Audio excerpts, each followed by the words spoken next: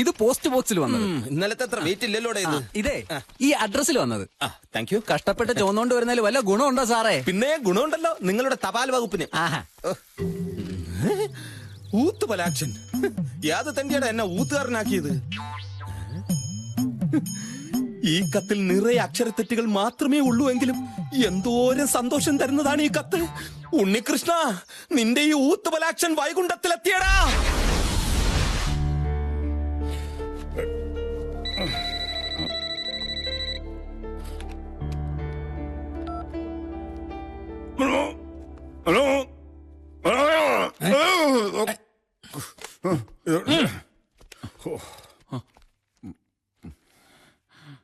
ഞാൻ ഉൽപ്പലാക്ഷനാണ്, എന്നെ അകത്തേക്ക് കയറ്റി വിട.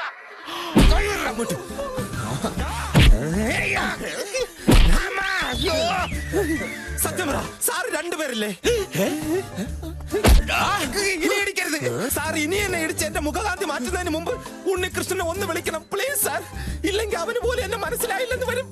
അതെ, 150 കിലോമീറ്റർ ബസ്സിന് സീറ്റ് കിട്ടാതെ ഒറ്റക്കാലിൽ നിന്ന് വന്നവനാണ് ഞാൻ. ഉണ്ണികൃഷ്ണ, ഞാൻ വന്നടാ, ഇറങ്ങി വാടാ. ഇനി ആ കുന്ത്രാണ്ട താൻ തന്നെ കൈ വെച്ചോണ്ടാ മതി.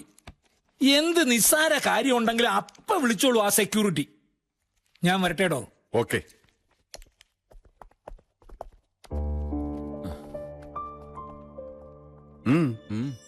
ഇരിക്കടോ. എന്താ തന്റെ മുഖത്തൊരു വല്ലായ്മ? അതല്ല സാർ, ഞാൻ ആലോചിക്കുകയായിരുന്നു. എന്തോന്ന്? നമുക്കിവിടെ ഒരു സഹായിയുടെ കൂടെ കുറവില്ലേന്ന്. എന്തിന്? എനിക്കൊരു ചങ്ങാതിയുണ്ട്, പാവ, നല്ലവനാ, പ്രത്യേകിച്ച് ജോലിയൊന്നുമില്ല. അവനെയും കൂടെ ഇങ്ങോട്ട്. No, only you and me. നമുക്കിടയിൽ മൂന്നാമതൊരാളുടെ ആവശ്യമില്ല. മനസ്സിലായോ? എന്തോന്ന്? യു മീനും കഴുത്തിന്ന് വിട്. വണ്ടിയല്ല തലതിരിഞ്ഞ് പോണ്. അവനെ വിടാൻ. യവൻ മഹാ കള്ളനാ സാറേ. യവൻ എന്റെ കണ്ണ് വെട്ടിച്ചിട്ട് അകത്തേക്ക് വരാൻ ശ്രമിച്ചു. യവനെ ഞാൻ വിളിച്ചു വരുത്തിയതാ. പോ. ഈ സ്വീകരണമല്ല നീ ഏർപ്പാടാക്കിയതാണ്. നീ എന്തിനാ ഇപ്പൊ ഇങ്ങോട്ട് കെട്ടിയെടുത്തത്? ഈ വൈകുണ്ഠത്തിൽ നിനക്ക് സുഖവാസമാണല്ലേ? കൊട്ടാരം കൊട്ടാരം ഒന്ന് പറഞ്ഞു കേട്ടിട്ടേ ഉള്ളൂ. ഇപ്പതേ നേരിട്ട് കണ്ടു. ഈ കൊട്ടാരത്തിൽ തോഴിമാരുണ്ടോടാ? തൊഴിയുണ്ടാവും. എടാ, ഇനി ഞാൻ എങ്ങോട്ടുമില്ല. ഇതാണ് എന്റെ തറവാട്.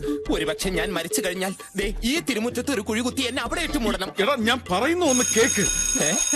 വരുന്നു. ഈ കൊട്ടാരത്തിൽ സിനിമാ തിയേറ്റർ ഉണ്ടല്ലേ? ബെല്ലടി കെട്ടി. അതെന്നെ വിളിച്ചതാ. നീ തൽക്കാലം പോയിട്ട് വിശ്രമിക്കാം.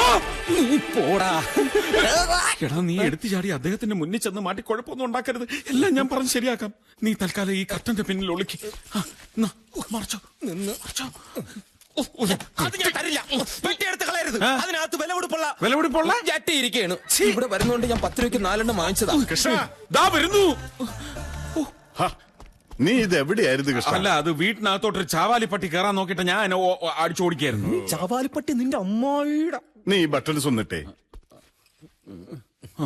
എടാ, മറഞ്ഞു നിൽക്കാൻ.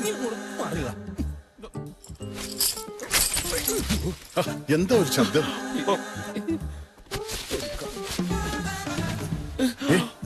കൃഷ്ണ, ആരോ ഇതിനകത്ത് കയറിയിട്ടുണ്ട്. ആരുമില്ല. അല്ലേ, ഞാൻ ചോദിക്കാം, ആരാ അവിടെ? ഇവിടെ ആരുമില്ലെന്ന് പറയടാ. കൃഷ്ണ, നീ മാറിക്ക്. ആരടാ? ചോദിച്ചത് തോക്ക്. എത്രയും പെട്ടെന്ന് രക്ഷപ്പെടാം.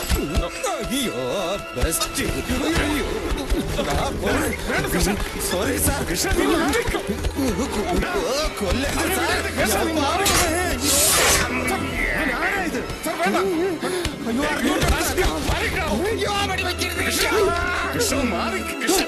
വേണ്ട സാർ, വേണ്ട. എടാ ദുഷ്ട, നീയായിരുന്നോ? എടാ, സാറിന് നഖം വെട്ടാനും ഷേവ് ചെയ്യാൻ തരിച്ച് ചെയ്തോളാം. അല്ല, തലമുടി വെട്ടാനും ഒരുത്തം വേണമെന്ന് പറഞ്ഞ് നിന്നെ ഇവിടെ വിളിച്ചു വരുത്തിയത് ശരി തന്നെ. പക്ഷെ അതിന്റെ പേരിൽ ഇതിനകത്ത് കയറി നാശനഷ്ടം വരുത്തി വെച്ചാലുണ്ടല്ലോ. കൃഷ്ണ, എടാന്നു അടിച്ചടിച്ച് നിന്നെ മതി. എടോ, തന്നെ ആവശ്യമുള്ളപ്പോ വിളിച്ചോളാം. അപ്പൊ കത്തിയോ എന്നാന്നാ വെച്ചപ്പാ. താനിപ്പോ ഒന്ന് ഒഴിവായാ മതി. പോടോ. അല്ല, അങ്ങനെ അവനെ വിട്ടാൻ പറ്റത്തില്ല സാർ. ഇവൻ ഇവിടെ ഉണ്ടാക്കി വെച്ച നാശനഷ്ടത്തിന് ജീവിതകാലം മുഴുവൻ ഇവിടെ പുറത്ത് തൂമ്പാപ്പണി എടുത്തിട്ട്. എന്റെ പൊന്നു കൃഷ്ണ, ഇവനെ അകത്തും പുറത്തും നിർത്താൻ കൊള്ളില്ല. ഇവന്റെ ലക്ഷണം കണ്ടാൽ തന്നെ അറിയാൻ പാടില്ല. നീ ഒന്ന് ഒഴിവായിത്താടാ. പോടാ. ഒന്ന് ഇറങ്ങി പോടാ ക്ണാപ്പാ. എന്റെ കൃഷ്ണ. അല്ല സാർ, ഓരോ മാരണങ്ങൾ വന്ന് കേറുന്നതേ. കൃഷ്ണന് അത്ഭുതം തോന്നുന്നുണ്ടാവും എന്നെ പോലെ അവശനായ ഒരാൾ ഒറ്റയ്ക്ക് താമസിക്കുന്ന എന്തുകൊണ്ടാണെന്ന്. കൃഷ്ണ അറിയാമോ, 22 വർഷങ്ങൾക്ക് മുമ്പ് സ്വന്തം ഗ്രാമത്തിൽ നാട്ടി ഓടിക്കപ്പെട്ടവനാണ് ഞാൻ. അന്ന് ഞങ്ങളുടെ ചെറിയ കുടിലിന്റെ എതിർവശത്തായിരുന്നു പ്രശസ്തമായ മള്ളുവർ ഇല്ലം. അവിടുത്തെ ഇളയ തലമുറക്കാരി സാവിത്രിയുമായി ഞാൻ അടുപ്പത്തിലായി. അടുപ്പെന്ന് പറഞ്ഞാൽ എല്ലാ അർത്ഥത്തിലും. ബാക്കിയെല്ലാം പതിവ് കഥ പോലെ. നാട്ടുകാരും വീട്ടുകാരും അറിഞ്ഞു. എന്നെ വകവരുത്താൻ ഒരു സംഘം തന്നെ രൂപം കൊണ്ടു. നിക്കക്കളിയില്ലാതെ എനിക്ക് നാട് വിടേണ്ടി വന്നു. മദ്രാസ്, അവിടുന്ന് സിംഗപ്പൂർ. നാട്ടിലെ ഒരു സുഹൃത്ത് ഈശ്വരൻ നമ്പൂരി സാവിത്രിയുടെ വിവരങ്ങൾ അപ്പപ്പ എന്നെ അറിയിച്ചുകൊണ്ടിരുന്നു. അവളൊരു പെൺകുഞ്ഞിന് ജന്മം നൽകിയെന്ന വിവരമാണ് ഈശ്വരൻ നമ്പൂരി അവസാനമായി എന്നെ അറിയിച്ചത്. പിന്നീടെന്തോ കത്തടപാടുകളൊന്നും ഉണ്ടായില്ല. കാലം എല്ലാം മറക്കാൻ പഠിപ്പിച്ചു. പിന്നെ അമേരിക്കയിലെത്തി. സമ്പത്തിന്റെ പുറകെയായി ഓട്ടം. ബിസിനസ്സിൽ സ്വന്തം പാർട്ട്നേഴ്സ് തന്നെ എന്നെ ഇല്ലാതാക്കാൻ നോക്കി. ഈ കാലുകളുടെ ചലനശേഷി നഷ്ടപ്പെട്ടെങ്കിലും ജീവനോടെ അവിടുന്ന് രക്ഷപ്പെടാൻ കഴിഞ്ഞത് ഇന്നും എനിക്ക് അത്ഭുതമാണ്. ഒടുവിൽ ഈ സെറ്റിയിലെത്തി. കിടക്കാൻ ഒരിടം വേണം. വീട് വാങ്ങി. ഇനി എനിക്ക് വേണ്ടത് എന്റെ സാവിത്രിയും മോളയുമാണ്. പല വഴിക്ക് ഞാൻ അന്വേഷിച്ചു. നാമാവിശേഷമായെങ്കിലും മന ഇടിഞ്ഞു പൊളിഞ്ഞ് ഇപ്പോഴും അവിടെയുണ്ട്. അവശേഷിക്കുന്നവർക്കാർക്കും മോള് സാവിത്രി എവിടെയുണ്ടെന്ന് അറിയില്ല. എനിക്ക് തെറ്റ് തിരുത്തണം. ചെയ്ത തെറ്റിന് പരിഹാരം കാണണം. എന്റെ സാവിത്രിയും മോളെയും എനിക്ക് തിരിച്ചു വേണം. അവരെ കണ്ടുപിടിക്കാൻ വിശ്വസ്തനായ ഒരാൾ എനിക്ക് വേണം.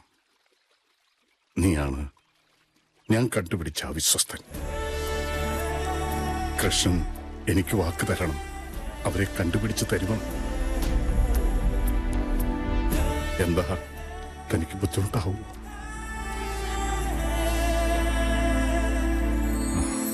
ഇല്ല, ഒരിക്കലും ഇല്ല. സാറിന് വേണ്ടി സന്തോഷമേ ഉള്ളൂ.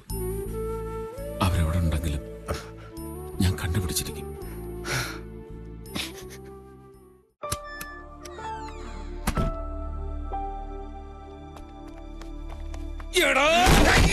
അയ്യോ, എന്റെ തല പോയി. എടാ ഉണ്ടച്ചോറിന് നന്ദി കാണിക്കാത്ത പരമച്ചെറ്റ്. എടാ, ഞാൻ തന്ന അഡ്രസ് കൊണ്ട് ഇവിടെ വന്ന് ഞാൻ ഇരിക്കേണ്ട സീറ്റിലിരുന്നിട്ട് നീ എന്നെ വെറും ചാവാലെ പട്ടിയാക്കി. വിടില്ലടാ നിന്റെ ഞാൻ. ആദ്യം നിനക്ക് പറയാനുള്ളത് പറഞ്ഞു തീർക്ക്, എന്നിട്ട് മതി കളരി. ഞാൻ നിന്ന് തരാം. എന്നാ കേട്ടോടാ തെണ്ടി.